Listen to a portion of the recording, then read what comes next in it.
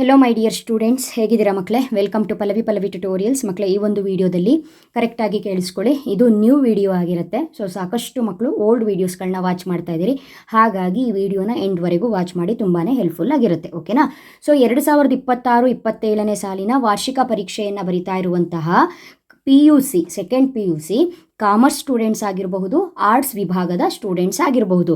ಇತಿಹಾಸ ವಿಷಯವನ್ನು ಯಾರು ತಗೊಂಡಿದ್ದೀರಲ್ಲ ಮಕ್ಕಳೇ, ನಿಮಗೆ ಈ ವರ್ಷ ಅಪ್ಡೇಟೆಡ್ ವರ್ಷನ್ನಾಗಿ ಇತಿಹಾಸದ ಮೊದಲನೇ ಅಧ್ಯಾಯ ಪೀಠಿಕೆ ಏನಿದೆ, ಈ ಅಧ್ಯಾಯದಲ್ಲಿ ಬರುವಂತಹ ಬಹು ಆಯ್ಕೆ ಪ್ರಶ್ನೆಗಳಾಗಿರಬಹುದು, ಬಿಟ್ಟ ಸ್ಥಳ ಪ್ರಶ್ನೆಗಳಾಗಿರಬಹುದು, ಹೊಂದಿಸಿ ಬರೆಯಿರಿ ಟಾಪಿಕ್ಗಳಾಗಿರಬಹುದು, ಅದ್ರ ಜೊತೆಗೆ 1 ಅಂಕದ ಪ್ರಶ್ನೆಗಳು, 2 ಅಂಕದ ಪ್ರಶ್ನೆಗಳು, 5 ಅಂಕಕ್ಕೆ ಈ ಅಧ್ಯಾಯದಲ್ಲಿ ಕೇಳುವಂತಹ ಬಹುಮುಖ್ಯ ಪ್ರಶ್ನೆಗಳು ಯಾವುದು ಅನ್ನೋದನ್ನು ಹೇಳಿದ್ದೀನಿ ಆಲ್ರೆಡಿ. ಆ ವಿಡಿಯೋನ ವಾಚ್ ಮಾಡಿಲ್ಲ ಅಂತ ಹೇಳಿದ್ರೆ ವಾಚ್ ಮಾಡಿ. ಇದು 2ನೇ ವಿಡಿಯೋ. 2ನೇ ಅಧ್ಯಾಯ ಏನಿದೆ, ಶಿಲಾಯುಗ ಮತ್ತು ಲೋಹಗಳ ಯುಗ, ಈ ಅಧ್ಯಾಯದಲ್ಲಿ ಕೇಳುವಂತಹ ಎಲ್ಲ ಟಾಪಿಕ್ಗಳನ್ನು ಕೂಡ ಈ ವಿಡಿಯೋದಲ್ಲೇ ಕವರ್ ಮಾಡ್ತೀನಿ. ಅಂತ ಹೇಳಿದ್ರೆ ಈ ವಿಡಿಯೋದಲ್ಲಿ ಹೇಳುವಂತಹ ಇನ್ಫಾರ್ಮೇಷನ್ಗಳು ಏನಿದೆಯೋ, ಎಷ್ಟು ಮಾಹಿತಿಯನ್ನು ಕೊಡ್ತೀನೋ ಅಷ್ಟು ಮಾಹಿತಿಯನ್ನು ನೀವು ವಾರ್ಷಿಕ ಪರೀಕ್ಷಾ ದೃಷ್ಟಿಯಿಂದ ನೋಡಿಕೊಂಡ್ರೆ ಸಾಕು.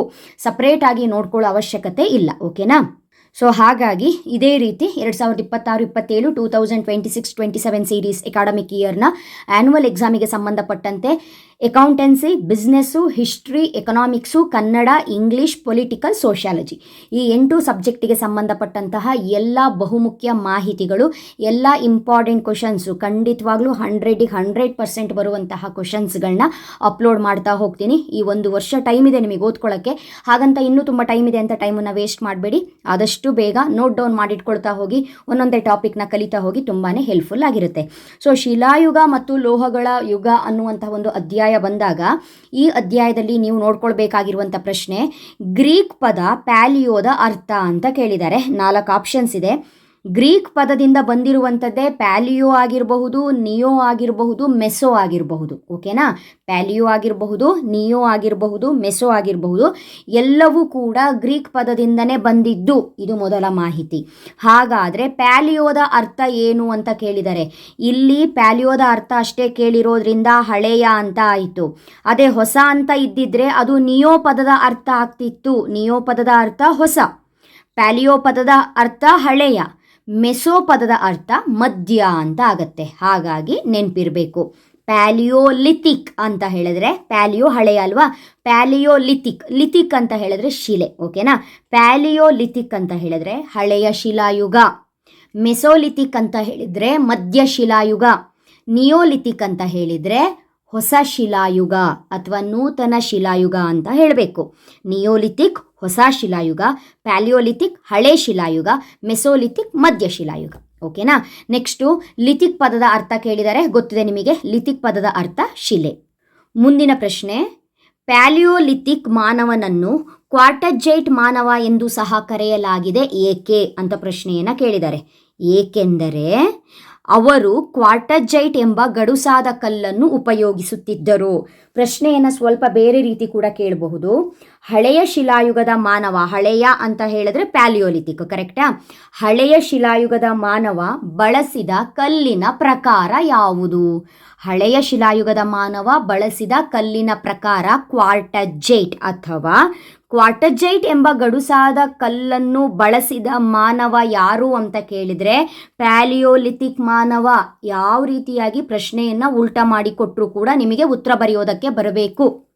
ಮುಂದಿನ ಪ್ರಶ್ನೆ, ಯಾವ ಲೋಹದ ಅನ್ವೇಷಣೆಯು ಮಾನವನ ನಾಗರಿಕತೆಯಲ್ಲಿ ಕ್ರಾಂತಿಕಾರಿ ಬದಲಾವಣೆ ತಂದಿತು ಅಂತ ಕೇಳಿದರೆ ತಾಮ್ರ. ತಾಮ್ರ ಲೋಹದ ಅನ್ವೇಷಣೆ ಮಾನವನ ನಾಗರಿಕತೆಯಲ್ಲಿ ಒಂದು ಕ್ರಾಂತಿಕಾರಿ ಬದಲಾವಣೆಯನ್ನು ತಂದಿತ್ತು ಅನ್ನೋದು ಪಾಯಿಂಟ್. ನೆಕ್ಸ್ಟು ಈ ಅಧ್ಯಾಯದಲ್ಲಿ ಬರುವಂತಹ ಬಿಟ್ಟ ಸ್ಥಳ ಪ್ರಶ್ನೆಗಳು. ಪ್ಯಾಲಿಯೋಲಿಥಿಕ್ ಎಂಬ ಪದವು ಡ್ಯಾಶ್ ಭಾಷೆಯಿಂದ ಬಂದಿದೆ, ಗ್ರೀಕ್ ಭಾಷೆಯಿಂದ ಬಂದಿದೆ. ಇದೇ ಜಾಗದಲ್ಲಿ ನಿಮಗೆ ನಿಯೋಲಿಥಿಕ್ ಎಂಬ ಪದವು ಯಾವ ಭಾಷೆಯಿಂದ ಬಂದಿದೆ ಅಂತಿದ್ರೆ ಅದಕ್ಕೂ ಕೂಡ ಗ್ರೀಕ್. ಮೆಸೋಲಿಥಿಕ್ ಎಂಬ ಪದವು ಯಾವ ಭಾಷೆಯಿಂದ ಬಂದಿದೆ ಅಂತ ಕೇಳಿದರೆ ಅದಕ್ಕೂ ಕೂಡ ಉತ್ತರ ಗ್ರೀಕೇ ಆಗಿರುತ್ತೆ. ಓಕೆನಾ? ನೆಕ್ಸ್ಟು ಪ್ಯಾಲಿಯೋಲಿಥಿಕ್ ಮಾನವ ಬಳಸಿದ ಕಲ್ಲು ಆಲ್ರೆಡಿ ಹೇಳಿದ್ದೀನಿ, ಕ್ವಾರ್ಟರ್ಜೈಟ್. ಮೆಸೋ ಪದದ ಅರ್ಥ ಮಧ್ಯ, ನಿಯೋ ಪದದ ಅರ್ಥ ಹೊಸ. ಓಕೆನಾ? ನೆಕ್ಸ್ಟು 1 ಅಂಕದ ಪ್ರಶ್ನೆಗಳು. ಲಿಥಿಕ್ ಪದದ ಅರ್ಥ ಏನು ಕೇಳಿದ್ದಾರೆ. ಲಿಥಿಕ್ ಅರ್ಥ ಶಿಲೆ. ಪ್ಯಾಲಿಯೋಲಿಥಿಕ್ ಮಾನವ ಬಳಸಿದ ಕಲ್ಲನ್ನು ಹೆಸರಿಸಿ ಕ್ವಾರ್ಟಜೈಟ್. ಮೆಸೋ ಎಂಬ ಪದವು ಯಾವ ಭಾಷೆಯಿಂದ ಬಂದಿದೆ? ಆಲ್ರೆಡಿ ಹೇಳಿದ್ದೀನಿ, ಗ್ರೀಕ್ ಭಾಷೆ. ನಿಯೋಲಿಥಿಕ್ ಎಂಬ ಪದವು ಯಾವ ಭಾಷೆಯಿಂದ ಬಂದಿದೆ? ಗ್ರೀಕ್. ಪ್ಯಾಲಿಯೋಲಿಥಿಕ್ ಯಾವ ಭಾಷೆಯಿಂದ ಬಂದಿದೆ? ಗ್ರೀಕ್. ಓಕೆನಾ. ಉತ್ತರ ಭಾರತದಲ್ಲಿ ಮಾನವ ಉಪಯೋಗಿಸಿದ ಮೊದಲ ಲೋಹ ಯಾವುದು ಅಂತ ಕೇಳಿದರೆ ತಾಮ್ರ. ದಕ್ಷಿಣ ಭಾರತದಲ್ಲಿ ಮಾನವ ಉಪಯೋಗಿಸಿದ ಮೊದಲ ಲೋಹ ಯಾವುದು ಅಂತ ಕೇಳಿದರೆ ಕಬ್ಬಿಣ. ಇದು ನೆನ್ಪಿಟ್ಕೊಳ್ಳಿ. ಉತ್ತರ ಭಾರತ ಅಂತ ಬಂದಾಗ ಮೊದಲ ಲೋಹ ಮಾನವ ಉಪಯೋಗಿಸಿದ್ದು ತಾಮ್ರ, ದಕ್ಷಿಣ ಅಂತ ಬಂದಾಗ ಕಬ್ಬಿಣ. ಈಸಿಯಾಗಿ ನೆನ್ಪಿಟ್ಕೊಳ್ಬಹುದು. ದಕ್ಷಿಣ ಕಬ್ಬಿಣ, ಉತ್ತರ ಭಾರತಕ್ಕೆ ಉಳಿದಿರೋದು ಒಂದೇ, ಅದು ತಾಮ್ರ. ನೆಕ್ಸ್ಟು ಈ ಅಧ್ಯಾಯದಲ್ಲಿ ಗ್ಯಾರಂಟಿ ಕೇಳುವಂತಹ 2 ಅಂಕದ ಬಹುಮುಖ್ಯ ಪ್ರಶ್ನೆಗಳು ಈ ರೀತಿಯಾಗಿ ಇದೆ. ಮೊದಲನೇ ಪ್ರಶ್ನೆ, ಪ್ಯಾಲಿಯೋಲಿಥಿಕ್ ಪದದ ಅರ್ಥವೇನು ಅಂತ ಕೇಳಿದ್ದಾರೆ. ಇದಕ್ಕೆ 2 ಅಂಕದ ಪ್ರಶ್ನೆ ಆಗಿರೋದ್ರಿಂದ ಉತ್ತರವನ್ನು ಬರೆಯುವಾಗ ಈ ರೀತಿಯಾಗಿ ಬರಿಬೇಕು. ಪ್ಯಾಲಿಯೋಲಿಥಿಕ್ ಪದದ ಅರ್ಥ ಅಂತ ಬರ್ಕೊಂಡು, ಪ್ಯಾಲಿಯೋ ಎಂದರೆ ಹಳೆಯ, ಲಿಥಿಕ್ ಎಂದರೆ ಶಿಲೆ, ಪ್ಯಾಲಿಯೋಲಿಥಿಕ್ ಎಂದರೆ ಹಳೆಯ ಶಿಲಾಯುಗ ಎಂದು ಅರ್ಥ ಅಂತ ಬರಿಬೇಕು.